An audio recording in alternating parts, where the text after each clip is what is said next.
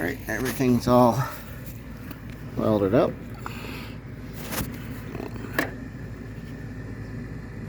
That's done. Hole's done.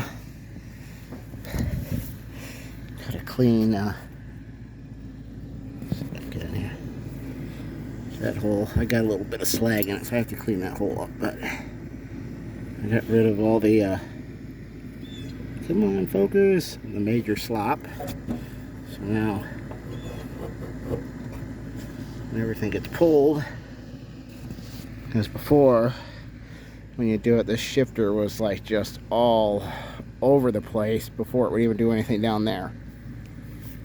So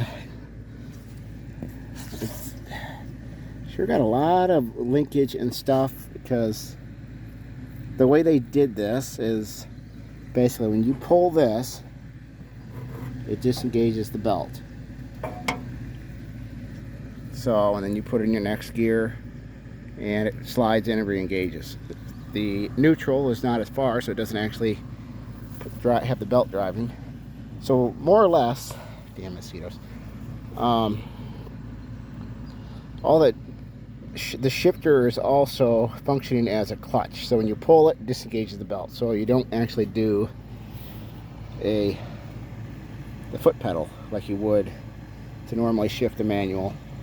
Which, I mean, it's kind of neat, but it's also kind of more problematic, because there's a lot of different adjustment points. I mean, you got this one, this linkage, that adjusts for the position of here, whether or not it's in gear.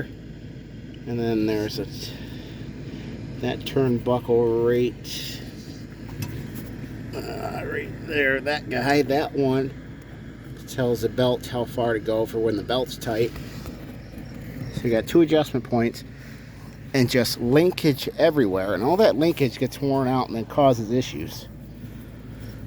So yes, it's kind of neat, but I would prefer just a standard foot pedal and a regular shifter for the transmission or transaxle.